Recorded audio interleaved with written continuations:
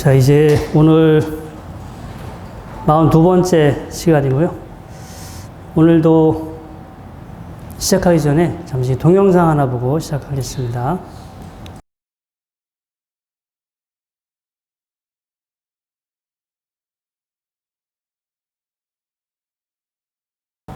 예. 방금 여러분들이 보신 거는 우리 그 자료집에도 나와 있습니다. 이제 이 유튜브 사이트에 한번 들어가셔서 나중에 제가 편집을 해서 좀 짧게 줄인 거니까 한번 전체적인 내용 보시고요. 오늘 이제 이 강의의 주제가 이 타인의 행복을 욕망하다. 이제 저희가 여러분들이 이렇게 명상 공부하는 것도 사실은 행복해지기 위해서, 행복해지는데 도움이 되기 때문에 여러분들이 이렇게 밤늦게 피곤하신데도 명상 공부를 하고 계십니다. 그런데 명상을 공부하고 명상을 수행하고 명상을 오랫동안 하면 나는 언젠가 행복할 거야. 분명히 어느 때인가 여러분들이 어떠한 상태, 명상을 통해서 어떠한 상태를 경험하는데 그 경험이 지금 생각하는 거하고 다를 수도 있어. 막상 해보니까 재미 하나도 없네. 그러니까 지금은 내가 나중에 명상을 오래 하면 뭐 엄청나게 행복할 것 같고, 막 기가 막힐 것 같고, 뭐 황홀할 것 같고, 막 그런 것 같아서 했는데, 해보니까 여러분들의 생각과 다를 수도 있다. 결혼도 마찬가지 아닐까요? 하기 전에는 엄청나게 꿈 있잖아. 이 상상이 있는데, 해보니까 하기 전에 상상했던 거와 같아요? 아니면 달라요? 다르죠. 뭐 더 좋으신 분도 계실 거고, 그렇지 않을 수도 있고. 그래서 저희가 이제 명상을 하는데, 우리가 생각하는 명상의 목적이 사실은 되게 실제 현실과 엄청나게 거리감이 있을 수 있어. 정말 내가 명상에서 체험을 하고 있는 그 내용과 여러분들이 지금 생각하고 있는 원하는 거와 엄청나게 거리감이 있다. 여러분들, 절에 다니면 욕심을 더 내야 돼요? 욕심을 줄여가야 돼요? 욕심을 덜어가야 되지? 그럼 여러분들은 기도할 때 욕심을 버리겠다고 기도해요? 아니면 막 원하는 거 이루어지게 해달라고 막 그렇게 기도를 해?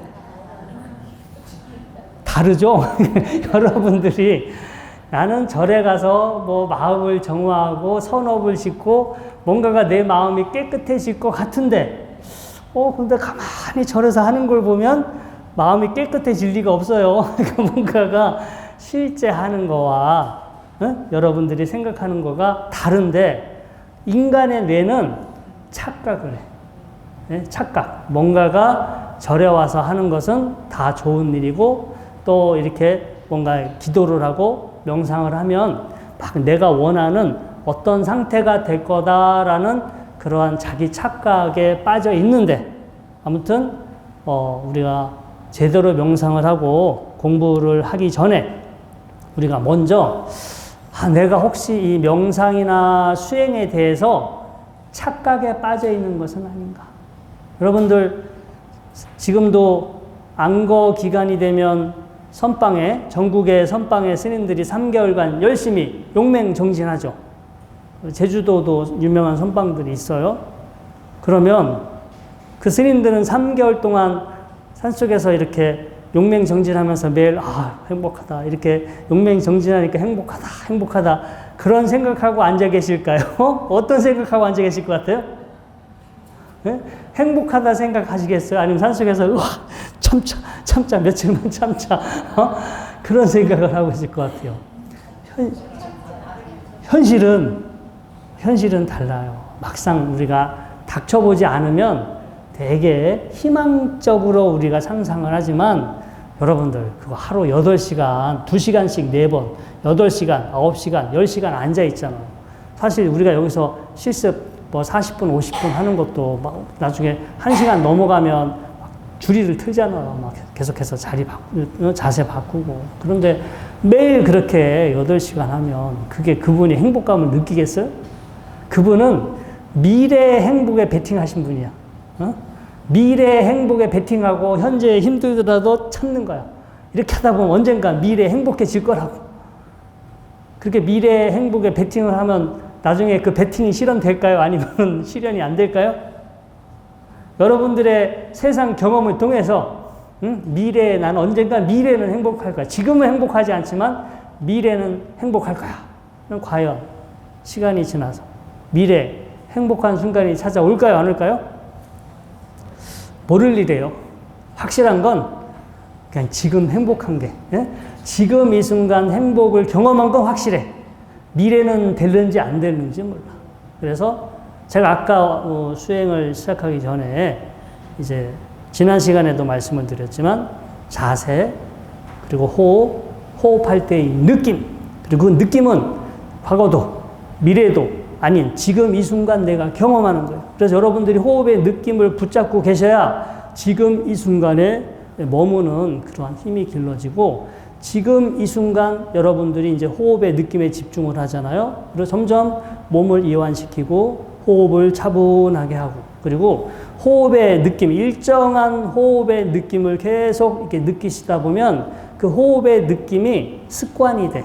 내가 계속 지켜보던 호흡의 느낌이 습관화가 되고, 습관적으로 지켜보던 그 호흡의 느낌에 어떤 변이 현상이 생겨요. 좀 특이하게 좀 달라질 수도 있는데, 그때 사실은 좀 수행이 재밌어져요. 사실은 우리 뇌에서 보내는 착각이기도 하지만 그런 식으로 지금 이 순간 여러분들은 이 수행 명상이라는 걸 통해서 괴롭지 않게, 그리고 뭔가 평화롭게 평온하게 지금 이 순간 행복을 사실은 경험할 수 있어요. 그렇게 하시다 보면 또 미래에 행복해질 수도 있고요. 하지만 우리가 이렇게 하다 보면 현재 지금은 괴롭지만 언젠가 미래 나는 행복할 것이다. 근데 그거는 꼭 확실한 건 아닙니다. 그리고 정말로 여러분들이 열심히 했는데, 여러분들이 열심히 해서 얻었던 어떤 상태가 지금 여러분들이 생각했던 거와 달라요. 불교는요, 막 아까 우리 동영상에도 나왔지만 이렇게 막 자극적으로 우리를 자극적으로 기쁘게 행복하게 하지 않아요. 불교는요, 재행무상, 재범무화, 일체계고 여러분들 자주 들어봤잖아요. 되게 호흡이 길어. 우리 인생을 긴 우리의 인생을 넓게 보면서 우리의 인생이라는 거가 이렇게 결국은 무상한 것이구나. 우리의 인생이 이건 나다, 내 거다라고 생각했던 것들이 결국 지나고 나서 보니까 나도 아니고 내 것도 아니었구나. 인생이 또 내 마음대로 통제되는 것이 아니다. 그래서 저는 명상을 하면서요, 이게 아주 긴 시간으로 저 자신을 봐요. 저의 삶을 봐. 그래서 내가 언젠간 늙어가기 마련이고, 내가 언젠가는 아플 것이다. 그것은 내가 피할 수 없다. 그러한 사실을 보면서 늘 그런 것을 대처를 해. 근데 최근에 저한테 전화를 했던 대학 친구가 있는데, 그렇게 살고 있는 저 자신이 답답해 보인다고. 근데 그 친구는 지금 빨리 성공하는 거, 지금 더 나이 먹기 전에 빨리 성공하고 뭐 돈 버는 거, 이제 그런 거에 이 초점이 맞춰져 있어. 그러니까 제가 그 친구를 보면 늙어봐라, 이제 늙으면. 저는 늙어가는 거를 늘 알아차리고 있고, 늙어가는 거에 준비하고 있고, 늙어서 아프고 죽는 거에 늘 대처를 하고 있어요. 긴 시간을 두고 전체적으로 저의 어떤 이 앞으로 살아가는 과정에 대해서 늘 알아차리면서 준비를 하고 있어요. 그래서 세월이 지나도 제가 어떻게 달라지더라도 제 마음이 크게 무너져 내리지 않을 거예요. 근데 그렇게 긴 안목으로 우리의 삶을 바라보지 않고 정말 이렇게 짧은 순간 지금 눈앞에 보여지는 것만 가지고 이렇게 바라보다 보면 이제 어느 순간 우리는 사실은 이렇게 미래를 생각하는 게 약해요. 되게 우리는 미래를 구체적으로 잘 예측하고 예상할 것 같아도 시간적으로 먼 미래는 우리가 그게 정확하게 구체적으로 사실은 상상하지 못해요. 대략적으로만 상상하지 디테일하게 못해. 그래서 당장 우리가 이제 어떤 10년, 20년 지났을 때, 이제 우리가 노후를 맞이했을 때, 그때 미리 준비해 놓지 않는다면 그 순간 이제 부실한 상황이 이제 벌어지겠죠. 하지만 우리가 이렇게 아무것도 하지 않으면 아무것도 얻지 못합니다. 그래서 이 법구경에 나오는 그 유명한 그 내용인데요. 뭐 우리가 이제 뭐 명상이라는 거가 이제 우리가 착각하고 있고 뭐 명상의 결과가 내가 생각하는 거가 아닐 수도 있다라고 하지만 무언가라도 여러분들이 노력을 하셔서 노력을 해야 뭐가 알아지는 게 있고 얻어지는 게 있지. 시행착오를 겪으실 수도 있고요. 이 경전에 법구경에 두 가지 예화가 나와요. 이제 거린 노부부가 길거리에서 이렇게 구걸하는 노인이 있었고 이 법구경에 이제 또 한 가지 내용은 그 노부부가 말년에 그냥 이렇게 가난한 사람한테 이제 돈을 이렇게 재산을 나눠주는 이제 그 두 모습, 이 에피소드가 나와요. 근데 아무튼 똑같은 말씀을 하시는데, 그러니까 그 노인이 두 노부부가 이제 거지가 돼서 길거리에서 구걸을 하는데, 그때 부처님께서 안한존자에게 그런 말씀을 하시죠. 저 부부가 태어났을 때는 귀족 가문에서 태어났다고. 되게 부잣집에, 지금으로 치면 금수저 집안에 태어났는데 그때 젊었을 때 수행을 했더라면 정말 그 아라한의 경지까지 뭔가 이렇게 불안가의 경지까지 올라갈 수도 있었는데 젊었을 때 흥청망청 살기 바빠서 수행을 하지 않았다. 심지어 그들이 중년이었을 때라도 올바른 법을 배워 수행했다면 예류가 수다원가죠. 성인이 될 수 있었는데 이 중년이 돼서도 안 된다. 그러나 그 부부는 이제 성인이 될 수 있는, 도를 깨달을 수 있는 업을 가지고 있었지만 아무것도 하지 않았다. 아무것도 하지 않았기 때문에 저렇게 가난한 노부부가 됐고, 아무것도 하지 않았기 때문에 그냥 뭐 사람들한테 이렇게 뭐 베푸는 좋은 일을 하지만 깨달음을 얻을 수 없었다. 이런 일을 하게 됩니다. 여러분들도요, 지금 아무것도 안 하고 계신 거예요. 만약에 뭐라도 했으면 여러분들 지금 뭔가가 크게 더 지혜로워질 수 있고 큰 공덕을 지으셨을 수도 있는데 사는 게 바빠서, 사는 게 바쁘잖아요. 그렇죠? 비행기 타고 멀리 오신다고 지금 얼마나 스케줄 조절하시고 얼마나 또 바쁘셨겠어. 근데 아무튼 이렇게 뭐나 더 이 우선적인 거, 급한 일이 많다, 더 먼저 생각하다 보니까 정말 우리를 이렇게 지혜롭게 할 수 있는 그런 부분에 대해서는 우리가 크게 신경을 쓰지 못하는 것 같습니다. 그리고 제가 아까도 말씀드렸지만 불교 수행은요, 욕심을 덜어나가는 거, 뭔가 나한테 자극적인, 그 감각적인 만족을 주는 것을 거리를 두고 뭔가 나를 크게 즐겁게도 하지 않고 괴롭게도 하지 않고, 즐겁게도 하지 않고 괴롭게도 하지 않고 그냥 평온한 상태로 우리의 마음을 이렇게 닦아 나가는 건데, 그게 지금 우리 이 감각적인 만족의 습관에 대한 우리 중생들의 입장에서 보면은 재미없어요. 맛이 없어. 뭔가가 기쁨도 없고 즐거움도 없고. 여러분들이라면 여러분들 자녀가 출가해서 스님이 됐으면 좋겠어요? 아니면 멋진 배우자를 만나서 손자, 손녀를 낳았으면 좋겠어요? 그쵸? 후자지. 아직 정신을 못 차려서 이렇게 제대로 각성 발심을 했더라면, 아이고, 언제 또 기회가 찾아올지 모르니까 금생이라도 빨리 출가해서 스님이 돼서 빨리 공부를 시켜야지, 이런 생각을 하셔야 되는데, 뭐 사실 저희 어머님마저도 그런 생각을 안 하시고 계십니다. 지금도 빨리 대를 이으라고 정말.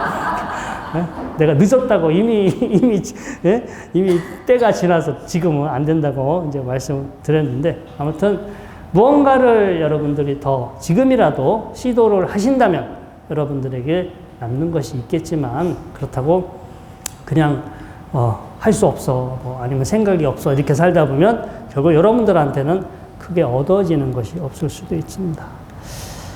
이 법구경에 보면은요, 이 깨달음을 얻은 소매치기 이야기가 나옵니다.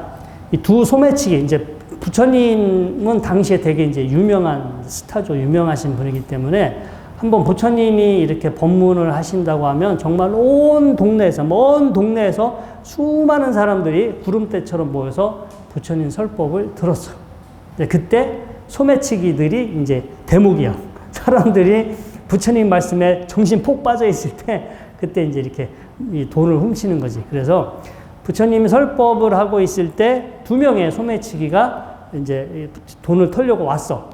그래서 한 명은 자기의 본분을 잃지 않고 열심히 돈을 털은 거고, 한 명은 돈을 이렇게 훔치려고 왔다가 가만히 부처님 말씀을 듣다 보니까 거기 내용에 폭 빠져가지고 자기가 왜 왔는지 모르고 부처님 말씀을 잘 듣다가 마지막 순간에 깨달음을 얻어요. 수다원가를 얻게 돼요. 그래가지고 이 둘이서 나중에 이제 되돌아가게 되는데 한 명은 이렇게 허탕을 친 거잖아. 부처님 설법 듣고 사실은 도를 깨달았지만 그래서 이 다른 사람의 돈을 훔쳤던 그 소매치기가 같이 간 친구한테 약 올리는 거야. 야, 너는 그 좋은 재주를 가지고서 오늘 하나도 뭔가 건지지 못했다가 네가 정말 넌 어리석고 넌 바보다. 이렇게 친구를 놀려요. 놀렸을 때 그 친구가 그 도를 이렇게 공부를 해서 도를 깨달았던 이제 친구가 야, 진짜 어리석은 건 바로 너야. 근데 이 소매치기 친구는 그 사실을 알아차리지 못하죠. 그래서 이 도를 깨달았던 친구가 다시 이제 부처님한테 찾아와서 사실 이실직고합니다. 사실은 저희가 소매치기였고 이렇게 하러 왔다가 제가 부처님 설법을 듣고 이렇게 좋은 깨달음을 얻게 됐습니다. 하면서 친구와 했던 대화의 내용을 부처님한테 말씀드리고요. 그래서 부처님이 이런 이야기를 하죠. 어리석은 이가 어리석은 줄 안다면 그는 이제 어리석다고 알기 때문에 지혜로운 이도 될 수 있다. 그러나 진짜 어리석은 이면서로 스스로 현명하다라고 생각하고 있으면 진실로 어리석다고 말한다. 그러니까 우리가 아직 지혜로운 상태는 아니잖아요. 그래서 우리 자신의 모습을 잘 알아서 우리가 제대로 아직 모르고 있어. 우리가 무언가 착각하고 있어. 명상도 불교도 사실 우리가 안다라고 생각하지만 절에 오래 다니니까 오래 다닐수록 내가 뭔가를 공부했다라고 착각하시면 안 돼요. 그렇죠? 오래 다녔는데 이제 절에 나온 지 얼마 안 된 젊은 사람이 더 공부를 잘할 수도 있어. 어떤 선입관이 없고 그렇잖아요. 오래 다녔는데 잘못된 그런 관습에 우리가 탁 머리에 못 박혀버리면 정말 기독교인 개종시키기보다 불교인 개종시키기가 더 힘들어. 이 생각이 안 바뀌기 때문에.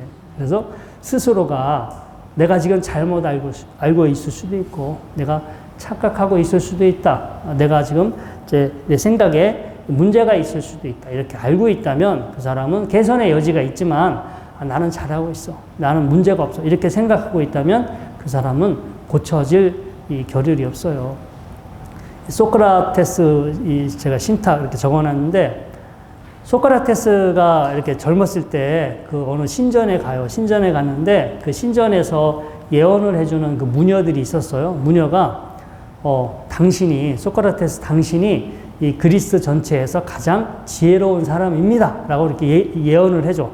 그게 소크라테스가 웃으면서 웃기는 소리 하지 말라고. 내가 무슨 나보다 똑똑하고 잘난 사람이 얼마나 많은데 내가 무슨 지혜로운 사람이냐고. 그러면서 그 무녀한테 막 무시를 하고 안 좋은 소리를 하고 내려왔어. 왜냐하면 그때 젊었을 때예요. 소크라테스가 젊었을 때. 근데 자기가 자기 자신을 생각해도 뭐 아무것도 몰라. 내가 세상에 대해서 뭐 다 통달한 것도 아니고 되게 공부를 많이 한 것도 아니고 그래서 자기는 내가 무슨 뭐가 지혜로워 전혀 그걸 받아들일 수가 없어요. 그래가지고 나보다 똑똑한 사람들이 많으니까 그 사람들을 찾아가서 그 무녀의 예언이 틀렸다라는 걸 내가 확인시켜야겠다 해가지고 자기가 자기보다 더 똑똑하다라고 생각했던 사람들이 찾아가. 근데 찾아가서 만나보니까 별거 없어. 자기는 몰랐을 때는 저 사람이 되게 나보다 많이 똑똑할 줄 알았는데 가서 이렇게 대화를 해보니까 그냥 남 얘기만 하는 거야. 남의 지식만 전달하지 정작 자신의 그 지식을 가지고 있지가 않더라는 거야. 그래서 자기보다 더 잘났다라고 하는 사람들 열심히 찾아다녔는데 결국 지혜로운 사람을 발견하지 못해. 그래서 소크라테스는 나는 지혜롭지 않지만 나는 지혜롭지 않다는 사실을 안다. 근데 저 사람들은 지혜롭지 않은데 스스로 지혜롭다고 생각한다. 그래서 너 자신을 알라. 이런 유명한 말을 하게 돼요. 그래서 자기가 지혜로운 게 아니라 자기는 지혜롭지 못하다는 사실을 알았다. 그런 차원에서 너 자신을 알라. 이렇게 이런 말을, 유명한 말을 남기게 됩니다. 그래서 우리가 이 수행을 할 때 아까 서두에 오늘 우리 강의의 제목이 이 타인의 행복을 욕망하다. 그래서 우리가 이제 내가 어떻게 되면 나는 행복할 것이다. 내가 저렇게 되면 행복할 것이다. 내가 이렇게 명상을 수행하면 내가 이런 식으로 지혜로워질 것이다. 내가 어떻게 될 것이다. 라고 여러분들이 지금 이렇게 생각하고 계시는 점이 있지만 그것도 어쩌면 내용이 없을 수도 있어요. 막상 그게 정말 여러분들이 생각하고 있는 거가 정답이 아닐 수도 있고 그 내용이 없을 수도 있고 또 현실에서는 다를 수도 있다. 그래서 늘 여러분들이 지금 갖고 계신 생각에 대해서 스스로 한번 좀 자기 점검이 필요하고요.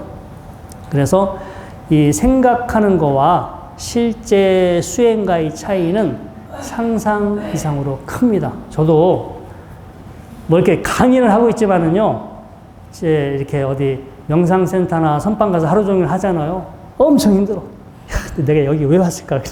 그냥 방 안에 앉아서 편안하게 할 거, 이런 생각을 할 때가 많아요. 정말 여러분들은 지금은, 내가 어디 가서 경치 좋은데 산속에 들어가서 막 이렇게 하루 종일 수행하면 하루 종일 난 행복하게 시간을 보낼 수 있어. 이렇게 생각하시겠지만, 가서 해보면 지옥이 따로 없고 감옥이 따로 없어요. 그냥 스스로 자발적으로 감옥에 들어가는 거예요. 그냥 하루 종일 그렇게 감방에 앉아 있는 것처럼 그렇게 시간을 보내는 거죠. 그래서 여기 이제 마하시아 장로, 이게 이제 그 주석서에 나오는 이야기인데, 마하시아라는 이제 그 대강백 스님이에요. 공부를 많이 하신 스님인데 부처님 말씀을 많이 외우고 다른 스님들에게 부처님 말씀을 잘 설명을 해줘서 이분에게 강의를 듣고 진짜 이 성인, 수다원이라든가 아라한이 된 제자분들이 많았어. 그래서 이제 아라한이 된 어떤 스님이 내가 이 마하시아 이 스님 때문에 공부를 해서 내가 이제 이렇게 아라한이 됐으니까, 저 스님은 정말로 위대한 능력을 아마 가지셨을 것이다.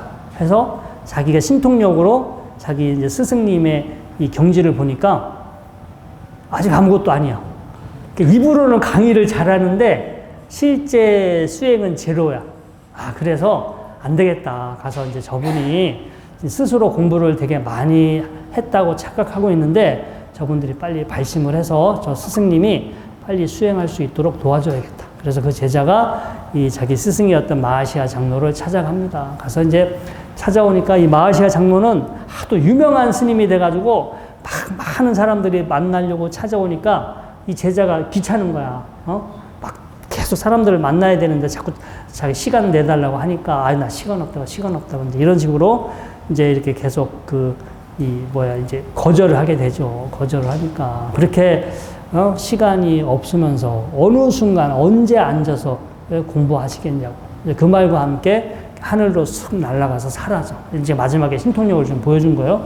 그 모습에 이 마하시아 장로가 깜짝 놀래요. 저 스님이 보통 스님이 아니었구나. 나한테 뭔가 깨달음을 주려고 나를 수행하게끔 하기 위해서 저렇게 나한테 찾아온 것이구나. 그래서 이제 그때가 스님들은 이제 이 보통 여름에 이 3개월 동안 안거에 들어갑니다. 3개월 동안 안거에 들어가는데 안거 기간이 다 끝나서 3일밖에 안 남았어. 3일 후면 안거가 끝나. 그래서 이 마하시아 장로는 나는 부처님 말씀을 다 통달하고 있기 때문에 나는 3일 정도면 수행하면 아라한이 될 수 있어. 그래서 3일 후에 안거가 해제할 때 사람들에게 내가 이렇게 뭔가 도를 깨달았다. 이렇게 한번 내가 알려줘야지 하고 몰래 사람들한테 알리지 않고, 왜냐하면 3일 후면 도를 깨달을 거니까 몰래 이렇게 짐을 싸가지고 근처 숲속에 들어가서 3일 동안 수행을 합니다. 그런데 막상 해보니까 자기가 말한 거하고 달라. 자기가 사람들한테 말할 때는 되게 이렇게 딱 될 것 같은데 막상 자기가 수행하려고 앉아 있어 보니까 안 돼, 힘들어. 그게 말하는 거하고 너무 달라. 그래서 3일 만에 아무것도 얻은 게 없어. 그래가지고 내가 요번에는 아무것도 얻은 게 없지만 다시 내가 안거에 들어갔다라고 생각하고 3개월간 다시 또 용맹정진 한번 해봐야지. 나 정도면은 3개월 정도면 뭔가 도를 깨달을 수 있어. 그렇게 해가지고 다시 3개월을 또 도전을 합니다. 근데 3개월을 해도 결국은 아무것도 얻지 못해요. 근데 이제 뭔가 도를 깨달아서 사람들한테 이렇게 가서 막 뭔가 이렇게 좀, 보여줘야 되는데, 이게 얻은 게 없잖아요. 그래서 산속에서 계속해서 수행을 하는데, 결국 20년을 했어. 20년을 했는데 이제 몸은 늙어가고 있고 자기 며칠이면 깨달을 줄 알았는데 20년을 해도 얻은 게 없어. 그래가지고 결국 숲속에서 이제 통곡을 하는 거예요.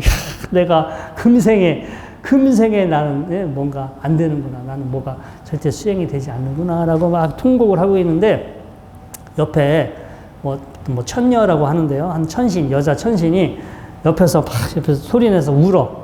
그래서 이 스님이 울고 있다가 갑자기 옆에서 울고 있는 이 여자 천녀, 귀신인지 천녀인지 옆에서 울고 있길래 자네는 옆에서 왜 울고 있냐고 하니까 아니면 스님이 울고 있길래 나도 스님처럼 저렇게 울다 보면 언젠가 도를 깨달을 수 있겠지. 근데 그럴 줄 알고 나도 지금 따라서 울고 있다고 하니까 스님이 저는 뭐 귀신까지도 나를 약 올리고 있다고 그리고 나를 얕잡아 본다고. 이제 그때 안 되겠다. 더 내가 이제 더 열심히 모든 걸 다 걸고 목숨을 걸고 수행을 해야겠다 해서 그때 막판에 또 이제 용맹정진에 돌입을 해서 이 스님이 결국 그날 또 도를 깨닫게 됩니다.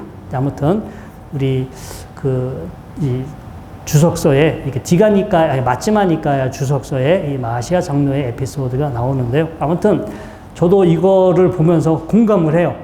왜냐하면 말을 하는 거하고 또 어떤 책을 쓰는 거하고 실제 수행은 너무 다르다. 제가 이제 외국에 가서 이렇게 명상 지도하시는 분 처음에 이제 이렇게 되게 유명하다 해가지고 그분하고 생활하고 옆에서 보면 나랑 똑같구나.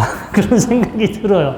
이 지식은 많지만 실제 수행의 경험은 또 이게 다른 문제구나. 또 실제 수행을 말씀을 안 하시지만 수행을 또 열심히 하신 분들도 계시고요. 아무튼 우리가 이론적으로 아는 거하고 실제 수행하는 것은 엄청난 차이가 있다. 그래서 머리로 막 이해했다고 여러분들 공부를 다 했다. 이렇게 착각하시면 안 됩니다.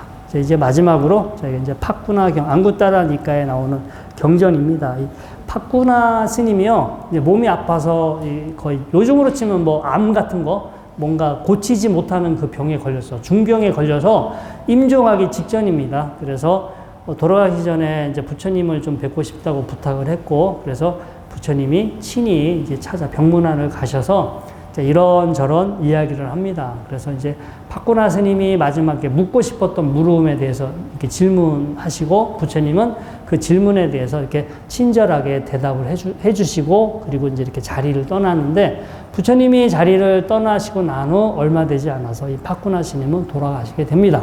이제 그 열반에 드는데 근데 이제 그때 그 자리에 아난 스님, 아난 존자가 계셨어요. 아난 스님이 임종을 지켜봐 주셨는데 아난 스님이 되돌아와서 부처님한테 아까 세존께서 뵀던 팍구나 스님이 이제 돌아가셨습니다. 인멸에 들으셨는데 너무나 이제 왜냐면 병에 걸려서 되게 고통스러웠는데 부처님 설법을 듣고 모든 안색이 엄청나게 맑고 평화로워진 상태로 그렇게 인면에 들었습니다라고 부처님한테 이야기해요. 그래서 부처님이 팍구나 스님은 아까 내 법문을 들으면서 도를 깨달았다.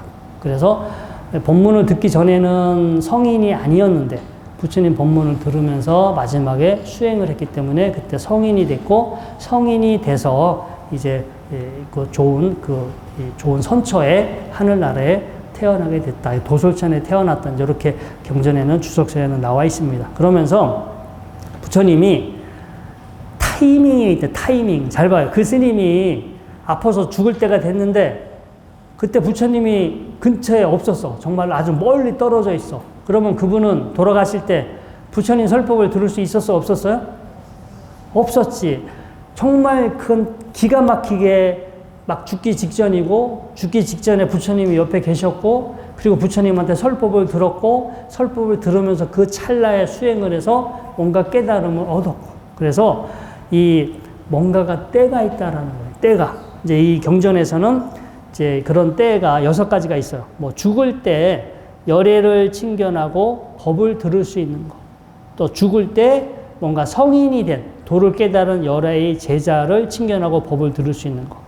세 번째, 죽을 때 들은 대로 배운 대로 법을 사유하고 고찰하고 마음으로 숙고하는 거. 이렇게 방법도 있고.